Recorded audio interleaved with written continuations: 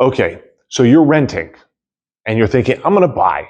And then you talk to somebody and then you find out that the payment is higher than what you're currently renting on. Now, we could go into all kinds of scenarios and I could dog on renting all the time, but there are actually some good things about renting if necessary, such as if you're in for a short period of time. I'm here for 6 months. I am working for a company and I'm only going to be here for 6 months. Then there's no reason to buy because you're here for a short term, right? You move into an area and you need time to find your place to live, right? Because you're just not sure which neighborhood you want. I totally get that. But you got to put a clock on it of like 6 months. Because once you get past 6 months, you're in a lot of trouble because the prices of homes keep going up. Even in the markets where they seem to be going down, the thing that still stands is you're still going to have an issue with your payment if you don't jump on it soon. So let's go through a quick little kind of rent versus own thing. So renting is like dating. Owning is like being married. Okay, so first off, with renting, you can jump in and jump out pretty fast, right? You fill out your paperwork, they say, sure, you can move in the next 15, 20 days.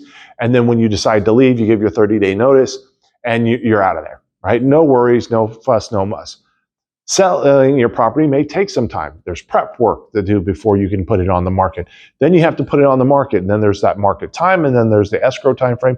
It could be 30, it could be 60, it could be 90 days. Those are the top, those are the two things that most people think about when renting versus owning, right? Let's talk about payment, right? That's another thing about it. Well, in Sacramento area, right, or actually technically pretty much all of California, rent goes up roughly 9 to 10%. So if you're renting a place for $2,000 a month, your rent goes up by 10%. That'd be $200. If you own a property, due to property tax increases, it would go up by roughly 1%. So instead of $200, it would go up by $20. So that's a huge difference. And the longer you're in your home, right, the better off you are, right? There may be even a point real quick that the rent in the area is more than what your mortgage is, right? Because you've been there and you've been paying it on time and keeping it straight. So let's go into repairs, right? That's another thing that a lot of renters are like, oh, I just call my landlord. That is absolutely true. You call your landlord and hopefully they come out and fix it and everything's good. Reality is a lot of times they do patchwork or put a Band-Aid on it to fix it just so that it works, or it could take time, or it just doesn't work as well as you'd hope they had gotten to, right? If you're owner, you have to self-repair. You either do it yourself or you have somebody come out. But in this case, even though you do have to pay for it, you have control to say, fix it, right? And fix it correctly. So let's go with some of the decorating things. A lot of times when you're renting, you really don't care. It's all white, it's tan carpet, it's, basic countertops.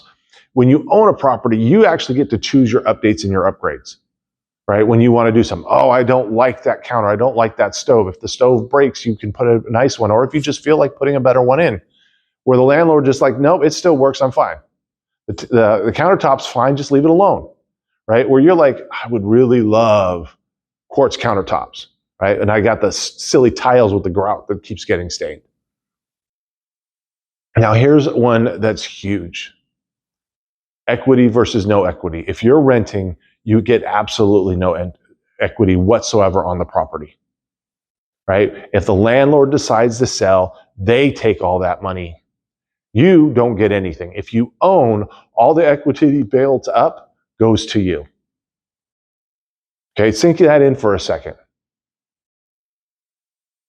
Right? When was the last time that you were asked to leave because the seller of the house you're renting decided to sell it and that person wants to move into it, right? They sold it. They made all this money off of it. You got nothing. All you got was your last month's deposit back, right? Where they're walking away with lots and lots of money. We did an evaluation for a client who was renting a property. He lived in the house for 9 years. 9 years. If he was to sell it now, if he had owned it when he bought it when he moved into rent, and he were to sell it now, he'd be walking away with roughly about $170,000 in equity money after expenses.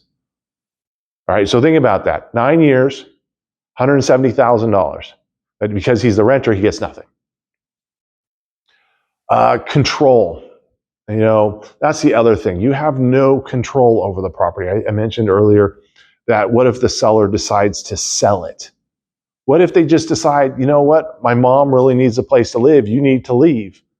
What do you get? You get hey, I need you to move out. Here's your notification. Oh, by the way, yes, your rent is $1,500, and everything that matches what you're currently living in is $2,500 now. So like that, your payment went up because you are pushed out of the property that you're currently staying in, well, which is their right, and they're moving their mom in, which is a very nice thing to do. Or if they sell it and the new homeowners want to move in. So that's the rent versus own in a nutshell. Renting has its place. Owning is better, right? So if you're thinking about it, right, reach out to us and let us sit down and go over your scenario to see how we can help you possibly make the transition from renting and getting almost nothing to owning and having a lot of benefits to it.